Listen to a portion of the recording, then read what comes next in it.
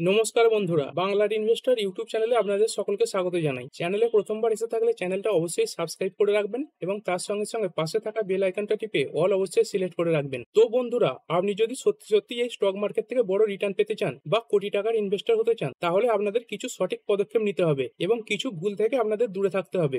আর আজকে আমি আপনাদের এই যে ধনী ইনভেস্টর এবং যে গরিব ইনভেস্টর, এদের মধ্যে তুলনা করে বুঝিয়ে দেব যে কোন পথে গেলে আপনি সাকসেসফুল ইনভেস্টর হয়ে উঠবেন এবং কোন পথে গেলে আপনি সারা জীবন আনসাকসেসফুল ইনভেস্টর হয়েই থেকে যাবেন। তো প্রথমে পয়েন্ট নাম্বার 1 দিয়ে শুরু করি। এই চ্যানেলে তো দেখেইছেন মূলত যে ভিডিওগুলো সেগুলো ইনভেস্টরদের জন্যই আসে। আর দেখুন, এটা আমি বুক ঠুকেই বলছি, যারাই ট্রেডিং করেন তাদের যে ওভারঅল প্রফিট এবং লস, সেটা কিন্তু লসেই থাকে। আর আপনি হয়তো বলতে পারেন যে আপনি কিছু ট্রেডারকে দেখেছেন যারা লাভ করে, কিন্তু দেখুন বন্ধুরা, এই যে পার্সেন্টেজ সেটা কিন্তু খুবই কম। 100 জন যদি ট্রেডিং করে থাকেন তার মধ্যে 90 জন লস করে থাকেন। দেখুন, আমি এটা মন গড়া কথা বলছি না, এইটা পুরোপুরি ভাবে সেবি রিপোর্টে বেরিয়েছে এবং সেবি এটাও বলেছে এই যে 10 জন প্রফিট করছে তাদের মধ্যে মাত্র 1% বড় পরিমাণে প্রফিট করছে এবং বাকি যে 9% তারা মিনিমাল রিটার্ন তৈরি করছে এবং বেশিরভাগ তো এই ব্রোকারের চার্জেই চলে যায়। তো পয়েন্ট নাম্বার 1-এ এটাই বলবো, আপনি যদি সাকসেসফুল ইনভেস্টর হতে চান তাহলে এই যে ট্রেডিং এর বদভ্যাস সেটা এক্ষুনি ত্যাগ করুন। এরপরে 2 নম্বর পয়েন্ট, একজন আনসাকসেসফুল ইনভেস্টর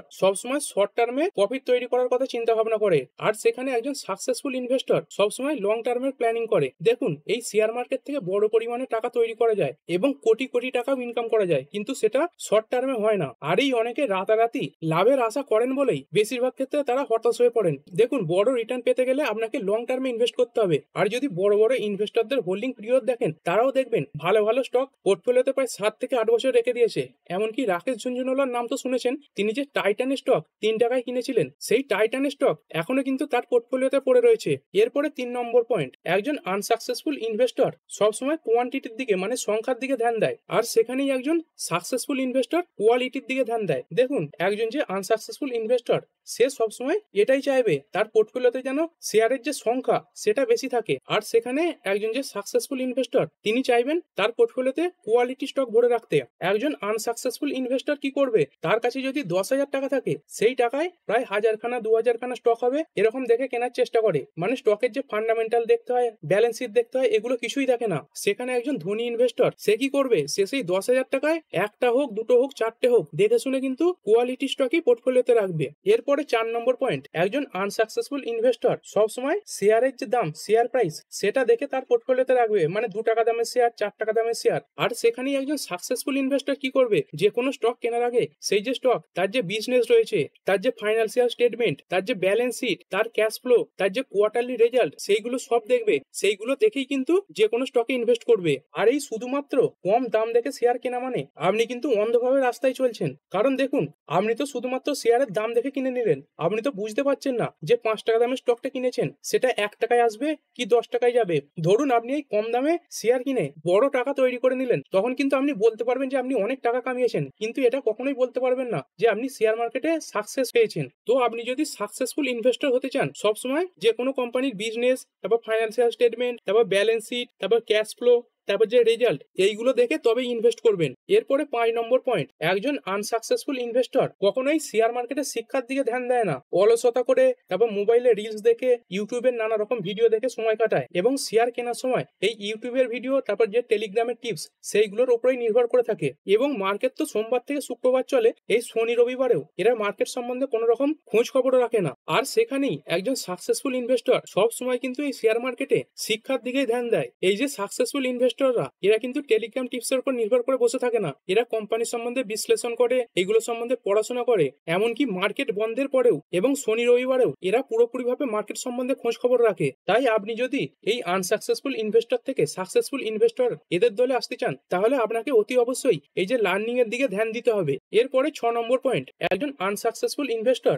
তার যে পোর্টফোলিও সেটাকে কখনো ডাইভার্সিফাই করে না। মানে তার যে পোর্টফোলিও তাতে একটা থেকে দুটো স্টকই রেখে দেয়। আর সেখানেই একজন সাকসেসফুল ইনভেস্টর তার যে পোর্টফোলিও সেটা ভালোভাবে ডাইভার্সিফাই করে। এই পোর্টফোলিও ডাইভার্সিফাই না করলে কি হবে, ধরুন আপনি আপনার পোর্টফোলিওতে একটা থেকে দুটো স্টক রেখেছেন, এমনও তো হতে পারে সেই যে স্টক দুটো পুরোপুরিভাবেই ডুবে গেছে, তখন আপনার যে ইনভেস্টমেন্ট অ্যামাউন্ট সেটা কিন্তু থাকবে না। সেখানেই একজন সাকসেসফুল ইনভেস্টর তার যে অ্যামাউন্ট সেটা ভাগ করে 5টা 10টা 15টা এরকম স্টকে লাগিয়ে দেন। এবং ভালো লাগলে কি করেন, ধরুন কোন একটা স্টক ভালো লেগেছে, তাতে একটু বেশি পার্সেন্টেজের শেয়ার কেনেন, মানে 10%, 20% এরকম হয়তো একটা শেয়ারে লাগালেন, কিন্তু বাকি যে 80%, 90% সেগুলো কিন্তু অন্যান্য স্টকে ভাগ করেই লাগান। এর ফলে কি হবে, এই যে পোর্টফোলিও রিস্ক সেটা অনেকটাই কমে যাবে। এরপরে পয়েন্ট নম্বর 7, একজন আনসাকসেসফুল ইনভেস্টর সবসময় কুইক রেজাল্টের আশা করে, মানে ইনভেস্ট করে দিয়ে সঙ্গে সঙ্গে রিটার্নের আশা করেন। আর সেখানেই একজন সাকসেসফুল ইনভেস্টর কোম্পানির ব্যালেন্স শিট, কোম্পানির ফান্ডামেন্টাল এইগুলো দেখেন, তারপর স্টাডি করেন, তারপরে ইনভেস্ট করেন এবং সেইখানে ধৈর্য ধরে অপেক্ষা করেন।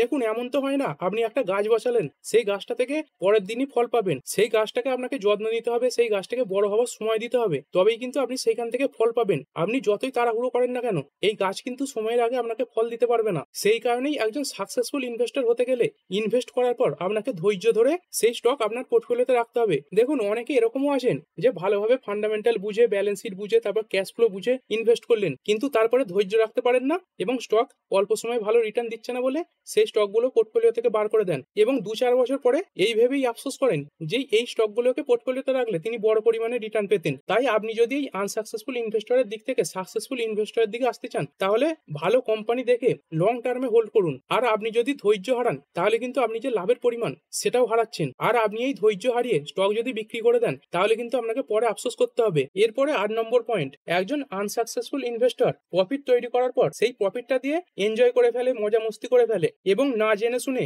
হয়তোবা খারাপ স্টকে ইনভেস্ট করেও তার যে প্রফিট সেটা হারায়। আর সেখানেই একজন সাকসেসফুল ইনভেস্টর প্রফিট তৈরি করার পর স্টক সম্বন্ধে স্টাডি করেন, তার বিজনেস বোঝেন, তার ফান্ডামেন্টাল বোঝেন এবং সেইগুলোকে আবার ভালো কোনো স্টকে রিইনভেস্ট করেন। দেখুন, এই সাকসেসফুল ইনভেস্টর এদের কাছে প্রথমে কিন্তু অল্প টাকায় থাকে। এরা কি করে, তাদের যে প্রফিট সেটাকে রিইনভেস্ট করে। এরকম বারবার করতে করতে এরা যে কম্পাউন্ডিং এর ফায়দা সেটা পেয়ে যায় এবং সেইখান থেকে এরা আস্তে আস্তে সাকসেসফুল ইনভেস্টর হয়ে ওঠেন। তো আপনিও যদি এই সাকসেসফুল ইনভেস্টর হতে চান, তাহলে প্রফিট তৈরি করার পর সেই প্রফিট দিয়ে এনজয় না করে আপনাকে কিন্তু ভালো স্টক বুঝে সেখানে আবার নতুন করে ইনভেস্ট করতে হবে। এরপরে 9 নম্বর পয়েন্ট, এবং এটা সব থেকে বেশি গুরুত্বপূর্ণ পয়েন্ট। দেখুন, আপনি যদি শেয়ার মার্কেটে এসে বড় টাকা কামাতে চান এবং সাকসেসফুল ইনভেস্টর হতে চান, তাহলে কিন্তু আপনাকে ডিপেন্ডেন্ট হয়ে থাকলে হবে না, মানে অন্য কারোর উপর নির্ভর হয়ে থাকলে হবে না। আপনাকে সবসময় ইন্ডিপেন্ডেন্ট হতে হবে, মানে নিজের উপর ভরসা করে, নিজের উপর বিশ্বাস রেখে এই শেয়ার মার্কেটে এগিয়ে চলতে হবে। এই যে ইনভেস্টর পরের উপর ভরসা করে বসে থাকে, তারাই দেখবেন এই টেলিগ্রাম চ্যানেলে, তারপর ইউটিউবের কমেন্ট বক্সে যে এই শেয়ারটা কেমন হবে, ওই শেয়ারটা কেমন হবে,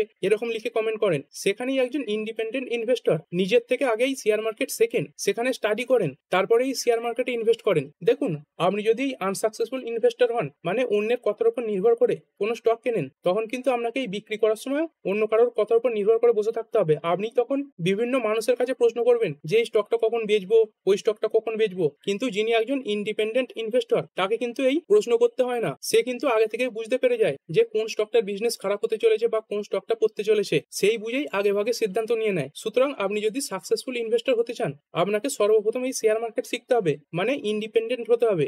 নিজের উপর নির্ভর করেই এই শেয়ার মার্কেট থেকে বড় টাকা ইনকাম করা যায়। এরপরে 10 নম্বর পয়েন্ট, একজন আনসাকসেসফুল ইনভেস্টর বেশিরভাগ সময় লোন নিয়ে এই শেয়ার মার্কেটে ইনভেস্ট করার কথা ভাবেন। আর সেখানেই একজন সাকসেসফুল ইনভেস্টর সব সময় এই লোন থেকে দূরে থাকার কথা চিন্তা ভাবনা করেন। আর এই সাকসেসফুল ইনভেস্টররা এরা প্রথমে নিজেদের কাছে অল্প টাকা থাকলেও সেই দিয়েই কিন্তু মার্কেটে ইনভেস্ট করেন, বাজার থেকে কোনো লোন নিয়ে শেয়ার মার্কেটে ইনভেস্ট করেন না। আর একজন এই আনসাকসেসফুল ইনভেস্টর লোন নিয়ে শেয়ার মার্কেটে ইনভেস্ট করে দেয় এবং এই আনসাকসেসফুল ইনভেস্টর এরা তো এই শেয়ারের কোনো ফান্ডামেন্টাল, কোনো বিজনেস এগুলো কিছুই বোঝার চেষ্টা করে না।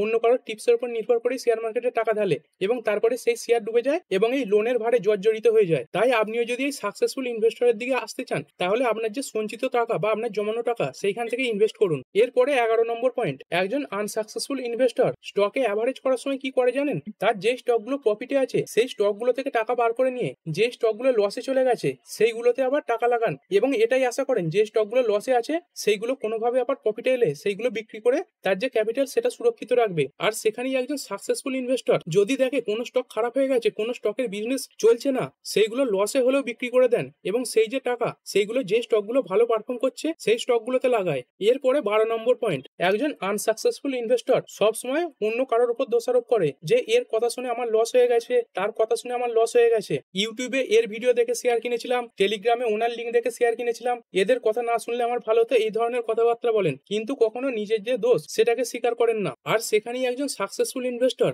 নিজের উপর দোষারোপ করেন যে কোম্পানিটা বিশ্লেষণ করার সময় আমার ভুল হয়েছিল, কোম্পানির ব্যালেন্স শিট পড়ার সময় আমি কিছু বুঝতে পারিনি। এই ধরনের জিনিসগুলো এই সাকসেসফুল ইনভেস্টররা করে থাকে। আর আপনি যতক্ষণ পর্যন্ত নিজের উপর ওপর দোষারোপ করতে পারবেন না ততক্ষণ কিন্তু আপনি শেয়ার মার্কেট থেকে কিছু শিখতে পারবেন না। দেখুন, অন্যের ওপর দোষারোপ করে কি হবে? আপনি অন্যের কথা শুনে শেয়ার কিনেছেন, তারপর আপনার শেয়ার ডুবে গেছে, আপনি লস করেছেন। এতে আপনি যদি অন্য কারোর উপর দোষারোপ করেন তাতে তো আপনার যে হারানো টাকা সেটা ফিরে আসবে না। কিন্তু আপনি যদি এই সাকসেসফুল ইনভেস্টরদের মতো নিজেদের উপর দোষারোপ করেন যে আমাকে এবার শেয়ার মার্কেট শিখতে হবে, অন্য কারোর কথা শুনে এই ইনভেস্ট করেছিলাম বলে আমার টাকা ডুবে গেছে, তাহলে কিন্তু আপনি শেয়ার মার্কেট শিখতে পারবেন এবং এইখান থেকে টাকা কামাতে পারবেন। এরপরে পয়েন্ট নম্বর 13, একজন আনসাকসেসফুল ইনভেস্টর ইনভেস্ট করার পর তাদের যে পোর্টফোলিও সেটার উপর আর নজর রাখে না। আর সেখানেই একজন সাকসেসফুল ইনভেস্টর তার পোর্টফোলিওতে অল্প স্টক থাকলেও সেগুলো নিয়মিত ফলো করেন। কোম্পানির যে প্রোমোটার হোল্ডিং সেটা কমছে কিনা, কোম্পানির যে কোয়ার্টারলি রেজাল্ট সেইগুলো খারাপ হচ্ছে কিনা, এইগুলো ভেবেই ডিসিশন নেন।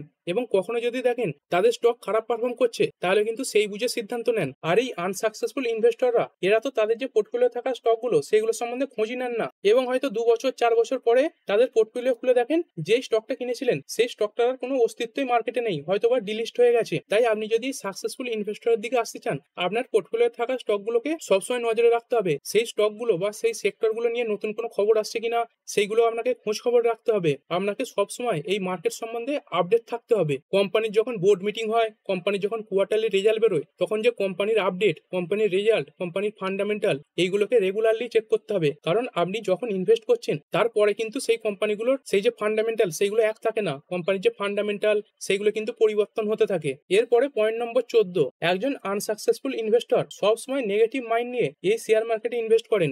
এনারা প্রথমে এইভাবেই শেয়ার মার্কেটে আসেন যে শেয়ার মার্কেটে তো অনেকেই ডুবে গেছে, আমিও লাগাই, আমার টাকাও না হয় ডুবে যাবে, এবং সেই ভেবেই 20,000 50,000 এরকম টাকা ইনভেস্ট করে দিয়ে বসে থাকেন। মানে এই শেয়ার মার্কেটটাকে একটা জুয়া ভাবেন। দেখুন, এই শেয়ার মার্কেট থেকে টাকা ইনকাম করতে গেলে আপনাকে আপনার যে মাইন্ডসেট সেটাকে সর্বপ্রথম পজিটিভ করতে হবে। আপনাকে সবসময় পজিটিভ মানসিকতা নিয়ে এগিয়ে চলতে হবে। তবে আমি এটা বলছি না যে আপনি কিছু বুঝলেন না ইনভেস্ট করে দিলেন। আপনাকে নিজেকে আগে স্টাডি করতে হবে, আপনার যে রিসার্চ তারপর ভরসা রাখতে হবে। আপনি যদি কোনো ভুলও করেন সেটাকে কিন্তু নেগেটিভলি নিলে হবে না, কারণ এই ভুলটাই আপনাকে শেখাবে। আর পরবর্তীকালে এই ভুলগুলো না করেই আপনি একসময় সফল হয়ে উঠবেন। কিন্তু আপনি যদি সবসময় মনের মধ্যে নেগেটিভিটি নিয়ে রাখেন যে শেয়ার মার্কেটে কিছু হবে না অথচ ইনভেস্ট করেন, তাহলে কিন্তু তার কোনো মানে হয় না। এরকম মানসিকতা নিয়ে এই শেয়ার মার্কেটে কেউ সফল হতে পারে না। আর এই ধরনের মানুষেরাই বলে যে আমি আনসাকসেসফুল ইনভেস্টর, আর শেষমেশ তাদের টাকা লস হয়। আর এই জিনিসগুলো আপনাকে কিন্তু নিজের চেষ্টায় করতে হবে, আর তখনই আপনি বলতে পারবেন যে আপনি একজন সফল ইনভেস্টর হয়ে উঠেছেন। দেখুন, সফল আর ধনী হওয়া মানে শুধুমাত্র টাকার মালিক হওয়া না, লাইফে ডিসিপ্লিন ধরে রাখাটাও এই সফল আর ধনী হওয়ার দিকে পড়ে। আর এই কথাগুলো শুনতে কিন্তু খুবই সোজা, কিন্তু আপনি যখন ধীরে ধীরে এগোতে থাকবেন একদিন দেখবেন আপনি এই জিনিসগুলো আস্তে আস্তে অর্জন করে ফেলেছেন। আর বন্ধুরা, আপনারা যদি এইরকম স্টক মার্কেট সম্পর্কিত আরো ভিডিও চান তাহলে অবশ্যই নিচে কমেন্ট বক্সে জানাবেন। আর যদি এই ভিডিওটা ভালো লেগে থাকে তাহলে অবশ্যই এই ভিডিওতে একটা লাইক করে দেবেন, এই ভিডিওটা একটা শেয়ার করে দেবেন, এবং তার সঙ্গে সঙ্গে চ্যানেলটাকে সাবস্ক্রাইব করতে ভুলবেন না। দেখা হচ্ছে পরের ভিডিওতে। ধন্যবাদ।